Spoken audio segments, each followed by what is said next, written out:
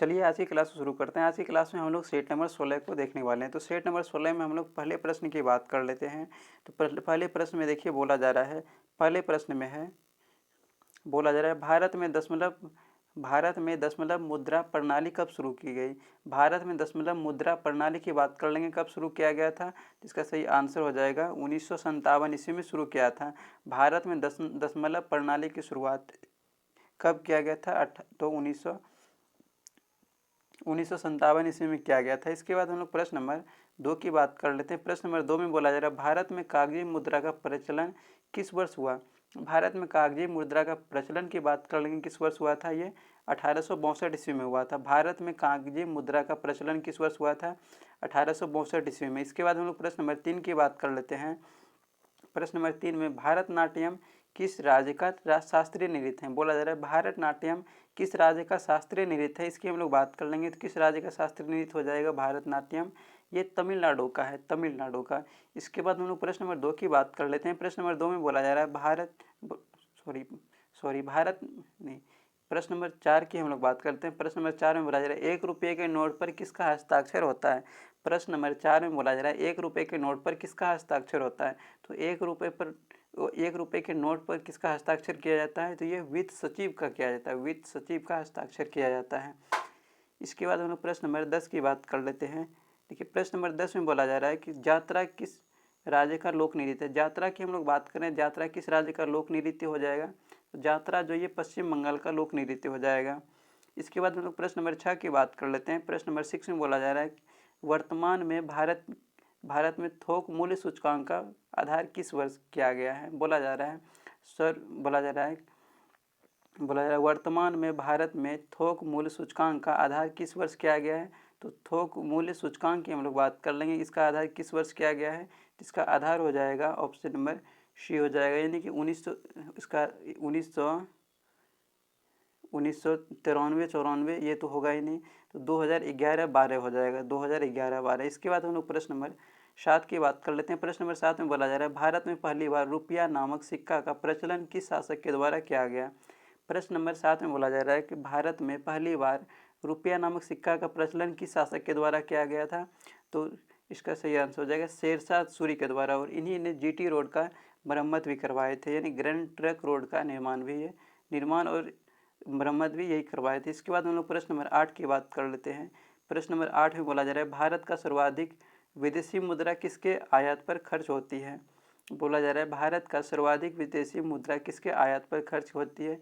इसका सही आंसर हो जाएगा पेट्रोलियम।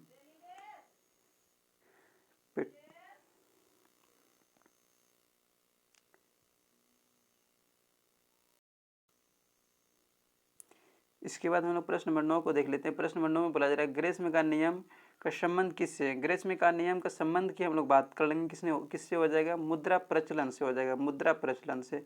इसके बाद हम लोग प्रश्न नंबर 10 की बात कर लेते हैं। प्रश्न नंबर 10 में बोला जा रहा है यक्षगान किस राज्य का लोक नृत्य है। तो यक्षगान की बात कर लेंगे, किस राज्य का लोक नृत्य हो जाएगा, ये कर्नाटक का हो जाएगा। यक्षगान की हम लोग बात कर लेंगे, किस राज्य का लोक नृत्य है, ये कर्नाटक का है। इसके बाद हम लोग प्रश्न नंबर 11 की बात कर लेते हैं। प्रश्न नंबर 11 में बोला जा रहा है, प्रश्न नंबर 11 में कि भारतीय मुद्रा निगमन किस प्रणाली पर आधारित है। भारतीय मुद्रा निगमन की बात कर लेंगे, किस प्रणाली पर आधारित किया गया है। इसका सही आंसर हो जाएगा न्यूनतम कोष प्रणाली पर आधारित किया गया है। इसके बाद हम लोग प्रश्न नंबर 12 की बात कर लेते हैं। प्रश्न नंबर 12 में है बोला जा रहा है एलोरा की गुफा भारत के किस राज्य में है। एलोरा की गुफा की बात कर लेंगे, भारत के किस राज्य में है, ये हो जाएगा महाराष्ट्र में हो जाएगा, महाराष्ट्र में। इसके बाद हम लोग प्रश्न नंबर 13 की बात कर लेते हैं। प्रश्न नंबर 13 में है कि मुद्रास्फीति में किसको लाभ होता है। मुद्रास्फीति में बात कर लेंगे, किसको लाभ होता है, तो ये सही, इसका सही आंसर हो जाएगा ऋणी व्यक्ति को लाभ होता है। मुद्रास्फीति में किसको लाभ होता है, ऋणी व्यक्ति को। इसके बाद हम लोग प्रश्न नंबर 14 की बात कर लेते हैं। प्रश्न नंबर 14 में सबसे महंगी मुद्रा कौन है। सबसे महंगी मुद्रा की बात कर लेंगे तो कौन सा हो जाएगा, पाउंड हो जाएगा। सबसे महंगी मुद्रा कौन है, पाउंड है। इसके बाद हम लोग प्रश्न नंबर 15 की बात कर लेते हैं। तो देखिए प्रश्न नंबर 15 में देख लीजिए, बोला जा रहा है कि अभी तक भारत में कितनी बार मुद्रा का अवमूल्यन किया गया। बोला जा रहा है अभी तक भारत में कितनी बार मुद्रा का अवमूल्यन किया गया है। तो कितनी बार किया गया है, तो 3 बार अवमूल्यन किया गया है। अभी तक भारत में 3 बार मुद्रा का अवमूल्यन किया गया है। इसके बाद हम लोग प्रश्न नंबर 16 की बात कर लेते हैं। प्रश्न नंबर 16 में है हरिप्रसाद चौरसिया संबंधित हैं। तो हरिप्रसाद चौरसिया किससे संबंधित है? बांसुरी वादन से संबंधित है। हरिप्रसाद चौरसिया जो है ये बांसुरी वादन से संबंधित है। इसके बाद हम लोग प्रश्न नंबर 17 की बात कर लेते हैं। प्रश्न नंबर 17 में है कि कुचिपुड़ी किस राज्य का प्रमुख शास्त्रीय नृत्य है? तो कुचिपुड़ी की बात कर लेंगे। किस राज्य का प्रमुख शास्त्रीय नृत्य है? कुचिपुड़ी जो है ये आंध्र प्रदेश का है। इस तरह याद कीजिएगा कुचिपुड़ी, यानी कुछ देंगे पुड़ी तो या वो क्या हो जाएगा? अंधा हो जाएगा। इस तरह करके याद कर सकते हैं। कुचिपुड़ी किस राज्य का प्रमुख शास्त्रीय नृत्य है? तो आंध्र प्रदेश का हो जाएगा, आंध्र प्रदेश का। इसके बाद हम लोग प्रश्न नंबर 18 की बात कर लेते हैं। प्रश्न नंबर 18 में बोला जा रहा है 1 रुपये मूल्य से अधिक के सभी नोटों पर किसका हस्ताक्षर होता है? बोला जा रहा है 1 रुपये से अधिक के नोटों पर किसका हस्ताक्षर किया जाता है? तो आरबीआई के गवर्नर का किया जाता है। आरबीआई के गवर्नर का हस्ताक्षर किया जाता है। इसके बाद हम लोग प्रश्न नंबर 19 की बात कर लेते हैं। बोला जा रहा है प्लास्टिक मनी किसे कहा जाता है? प्लास्टिक मनी की बात कर लेंगे, किसे कहा जाता है? क्रेडिट कार्ड को कहा जाता है। प्लास्टिक मनी किसे कहा जाता है? क्रेडिट कार्ड को कहा जाता है। इसके बाद हम लोग प्रश्न नंबर 20 की बात कर लेते हैं। प्रश्न नंबर 20 में बोला जा रहा है कथकली किस राज्य का शास्त्रीय नृत्य है?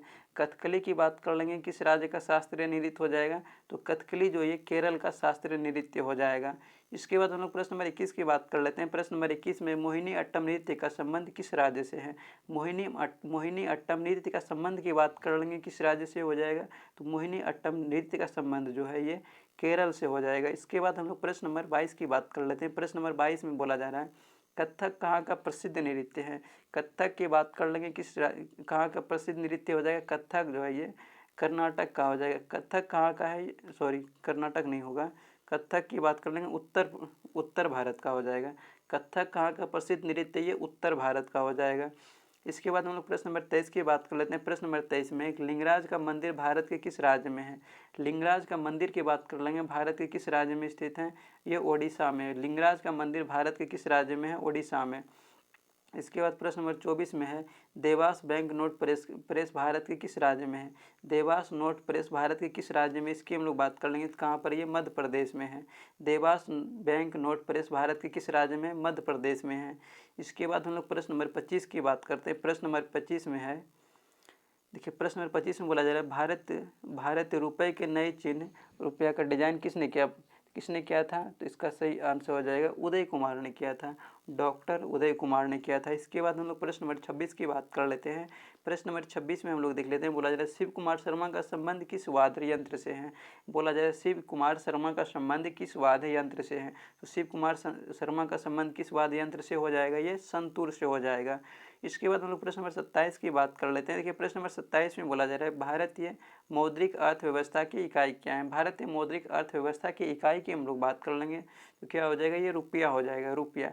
भारतीय मौद्रिक अर्थव्यवस्था की इकाई क्या हो जाएगा? मुद्रा हो जाएगा, सॉरी रुपया हो जाएगा। इसके बाद हम लोग प्रश्न नंबर 28 की बात कर लेते हैं। बोला जा रहा है राग भैरवी किस समय गाया जाता है? राग भैरवी की बात कर लेंगे, किस समय गाया जाता है? ये प्रातः काल में गाया जाता है। राग भैरवी जो है ये कब गाया जाता है, किस समय गाया जाता है? ये प्रातः काल के समय गाया जाता है।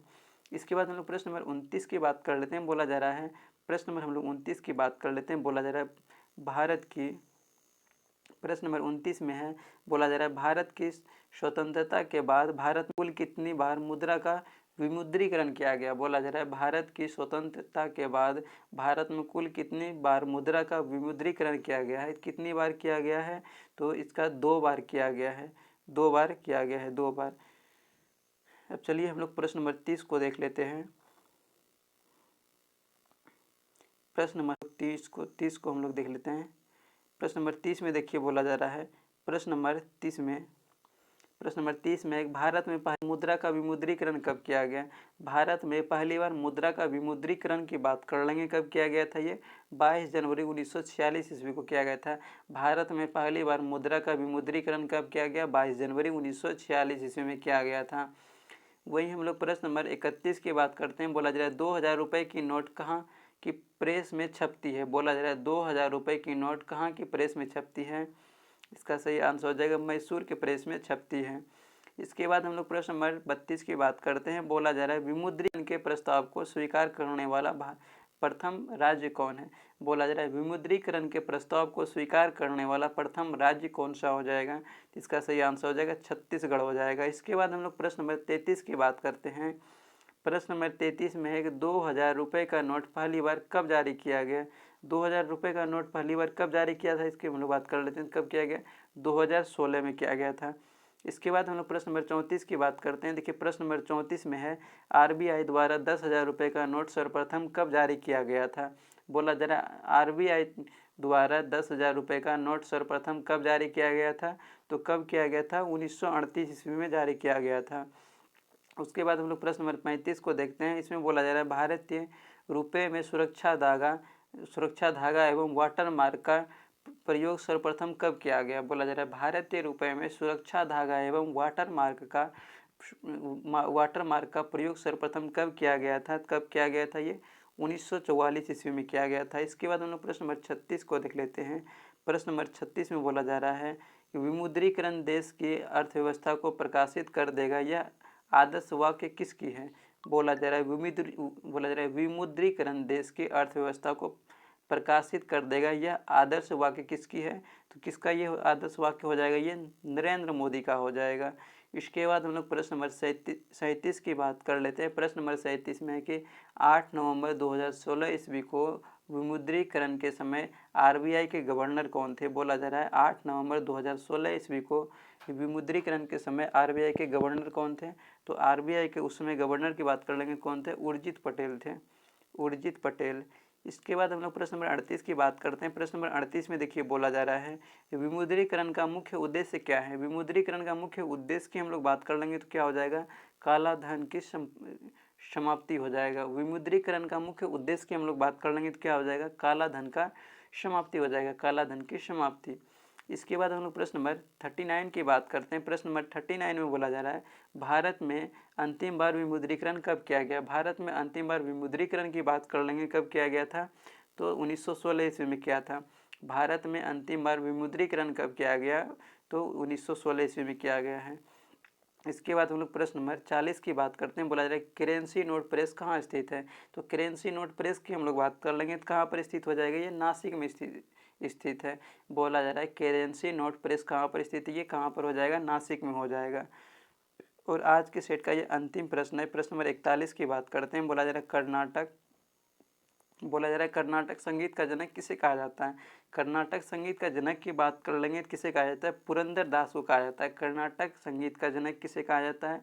पुरंदर दास को कहा जाता है। तो आज का सेट ये समाप्त हुआ, एंड हुआ। अब हम लोग नेक्स्ट सेट में मिलते हैं।